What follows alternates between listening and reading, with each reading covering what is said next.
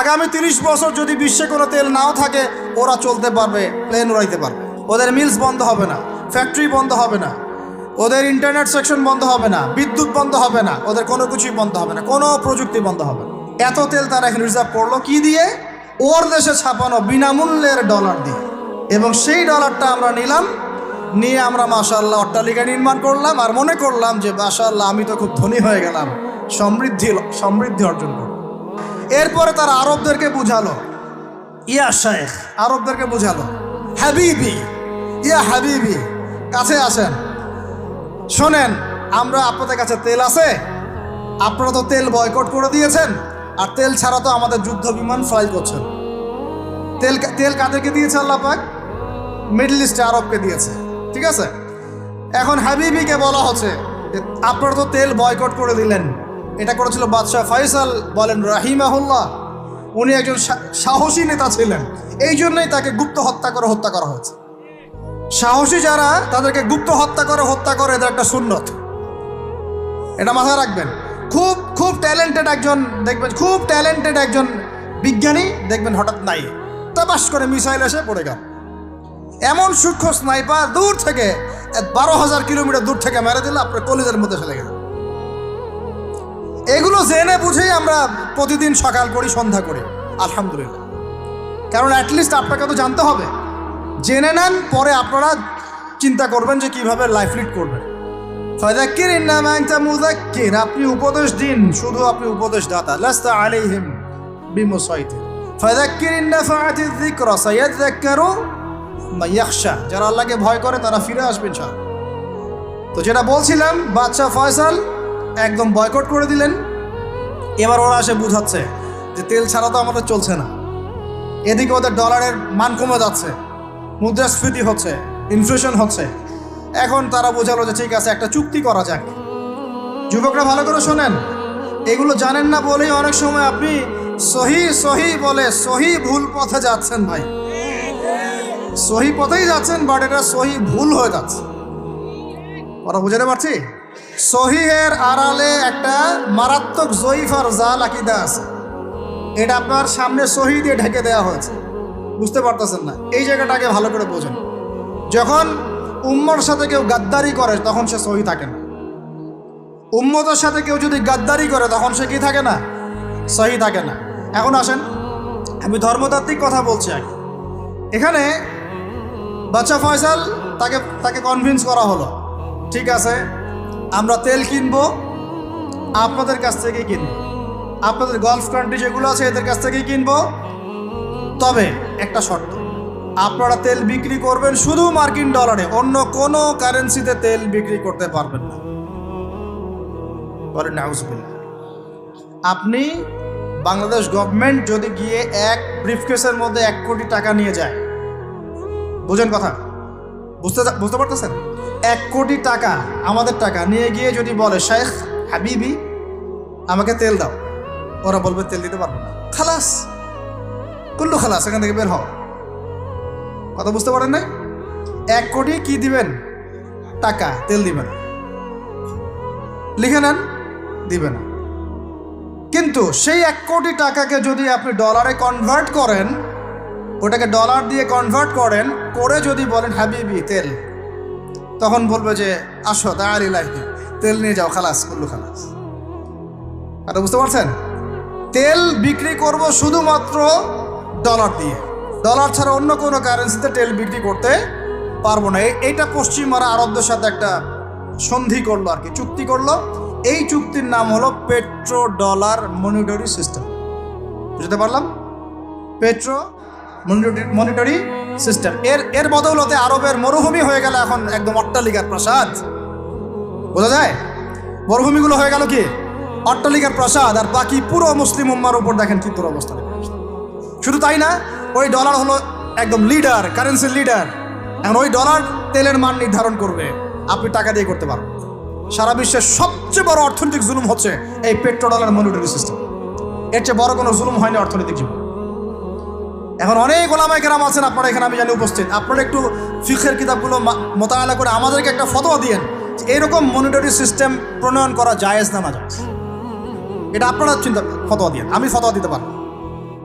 আমি অর্থনৈতিক ভাষায় বলতেছি যে এই মনিটরি সিস্টেমটা পুরো বিশ্বে জুলুম নিয়ে আসছে। এখন আদতে এখন শোনেন, এই অংশটুকু শোনেন, তারপরে আমি শেষের দিকে চলে আসতেছি। আদতে এতে পশ্চিমাদের লাভ কি হয়েছে শোনেন। আমার কাছে এই যে ডলার, এটা আমি ছাপাই আমার দেশে, আমার কারখানায়। আমার খরচ হচ্ছে কাগজ, আমার খরচ হচ্ছে মেশিন, আমার খরচ হচ্ছে কালি। বোঝা যায়? বোঝা যাচ্ছে? আচ্ছা, এখন সেটা আমি বানালাম, ছাপালাম, গিয়ে আমি আরবকে দিলাম, তেল দাও। ওরাই কাগজের টাকাটা নিল, নিয়ে রিজার্ভ করলো, করে মূল যে তেল, এই তেলটা মনে করেন তেল বা সোনা, তেল বা সোনা একই কথা, কারণ সোনার ফাংশন প্লে করছে এখন তেল। এখন তো যেহেতু গোল্ড দিনার নাই, দিরহাম নাই, এই তেলটা তারা নিল, নিয়ে ওদের দেশের আন্ডারগ্রাউন্ডে বাংকার আছে, গ্যালনকে গ্যালন তেল রিজার্ভ করতে থাকলো, রিজার্ভ করতে থাকলো। এমনভাবে রিজার্ভ করতে থাকলো যে বিগত আগামী 30 বছর যদি বিশ্বে কোনো তেল নাও থাকে, ওরা চলতে পারবে, প্লেন উড়াইতে পারবে। ওদের মিলস বন্ধ হবে না, ফ্যাক্টরি বন্ধ হবে না, ওদের ইন্টারনেট সেকশন বন্ধ হবে না, বিদ্যুৎ বন্ধ হবে না, ওদের কোনো কিছুই বন্ধ হবে না, কোনো প্রযুক্তি বন্ধ হবে না। এত তেল তারা এখন রিজার্ভ করলো কি দিয়ে? ওর দেশে ছাপানো বিনামূল্যের ডলার দিয়ে। এবং সেই ডলারটা আমরা নিলাম, নিয়ে আমরা মাশাআল্লাহ অট্টালিকা নির্মাণ করলাম, আর মনে করলাম যে মাশাআল্লাহ আমি তো খুব ধনী হয়ে গেলাম, সমৃদ্ধি অর্জন করলাম। আদতে এখানে পশ্চিমাদের সবই লাভ। আমরা বলি না জালাও তাই কদু, সরি, আমরা বলি আম গেল সালাও গেল, তাই না? এখানে আমও তাদের, সালাও তাদের। আদতে আমাদের কিছু নাই। আপনারা হাসতেছেন, কিন্তু এইটা হচ্ছে সারা বিশ্বের সবচেয়ে বড় জুলুম। এখন আমরা তো থার্ড ওয়ার্ল্ডের কান্ট্রি, এটা হচ্ছে যারা বড় বড় ধনী রাষ্ট্র, ওদের অবস্থা হচ্ছে এই।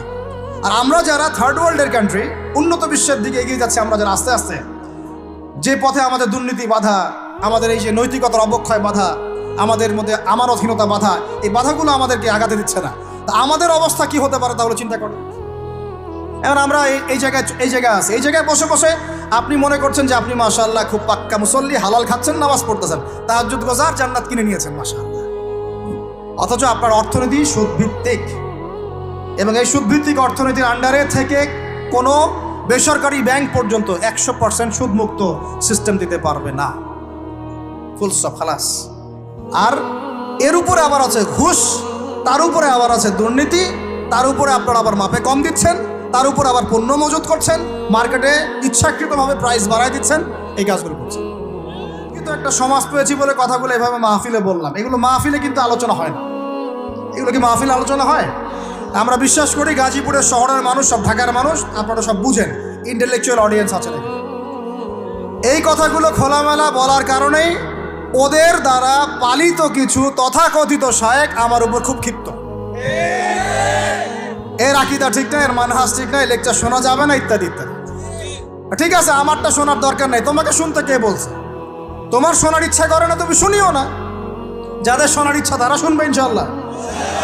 আর তোমার মতো কিছু মুনাফিক না শুনলে আমার কিছু যায়ও আসে না ইনশাআল্লাহ। মুমিনরা যারা, তারা শুনবে, বুঝবে, ইনশাআল্লাহ ওরাই প্রজন্ম করবে ইনশাআল্লাহ।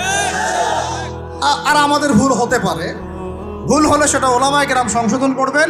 ওলামায়ে কেরাম যদি আমাদেরকে বলেন এটা ভুল হয়েছে, অবশ্যই মাথা পেতে নেব ইনশাআল্লাহ। আমরা আলেম ওলামার বাইরে নয়, ওলামায়ে মুহাক্কিকের বাইরে নয়। তাহলে আপনাকে কি আমি ভিতরে চোখ দিয়ে পুরো বিশ্বের রাজনীতি বোঝাতে পেরেছি? পুরো বিশ্বের অর্থনীতি বোঝাতে পেরেছি? পুরো বিশ্বের শিক্ষাটাও বুঝেন? এবার আপনার কাছে মনে হচ্ছে পুরো বিশ্বের শিক্ষা খুব উন্নত, বাহ্যিকভাবে বস্তুবাদী ক্ষেত্রে উন্নত, মঙ্গলে যাচ্ছি, চাঁদে যাচ্ছি, স্যাটেলাইট পাঠাচ্ছি ইত্যাদি, তো এগুলো বস্তুবাদী উন্নতি। আদতে কি হচ্ছে দেখেন, নীতি নাই, শিক্ষা অর্জন করার পর নৈতিকতা নাই, চরিত্র নাই, সালাম কালাম নাই, ধর্মভীরুতা নাই, আমানতদারিতা নাই। একজন ডক্টর, সে মাশাআল্লাহ ডক্টর হয়েছে, হওয়ার পরে এখন সে দেখছি কসাই হয়ে গেল। তাহলে কোন শিক্ষাটার ঘাটতি হলো? নীতির, নৈতিকতার, ইসলামের ওই বুঝটা নাই, পরকালীন কনসেপ্ট নাই। একজন ইঞ্জিনিয়ার মাশাআল্লাহ, আপনি theta, sine theta, cos theta সব তো বুঝেন মাশাআল্লাহ। আপনি একজন আর্কিমিডিস থেকে শুরু করে পিথাগোরাস সব পড়ে ফেললেন, কিন্তু ইঞ্জিনিয়ার হয়েও তো আপনি চোর হলেন। তাহলে কোন শিক্ষার অভাব হলো বলেন? একটা মেয়েকে আপনি দেখছেন মাশাআল্লাহ এগিয়ে যাচ্ছে, বাপরে বাপ, ফেমিনিস্ট রেভলিউশন। আদতে ওর গায়ে এখন একটা গেঞ্জি, ওর গায়ে পায়ে একটা জিন্সের প্যান্ট, বাইরের চলাফেরা দেখে তার অঙ্গ প্রত্যঙ্গ সব স্পষ্ট দেখা যাচ্ছে, সে স্পষ্ট বেপরদায় চলছে। একটা ছেলেকে আপনি দেখছেন বাহির থেকে পড়ে আসলো, এসে এখানে ট্রান্সজেন্ডার হয়ে গেল, লিঙ্গ পরিবর্তন করতেছে। ছেলেপেলেকে দেখছেন এখানে ডিগ্রি অর্জন করেছে, কিন্তু মাদক ছাড়তে পারছে না, মেয়েদের সাথে জেনা ছাড়তে পারছে না, সমকামিতা ছাড়তে পারছে না। শিক্ষার সংজ্ঞাটাই বা আসলে কি? তাহলে সংজ্ঞাটা কি? এডুকেশনের সংজ্ঞাটা কি আমাকে বলেন? শিক্ষার মূল সংজ্ঞাটা কি? আমরা কি এই বিশ্বের মূল শিক্ষা ব্যবস্থা কি মুসলমানরা গড়ে দেয় নাই?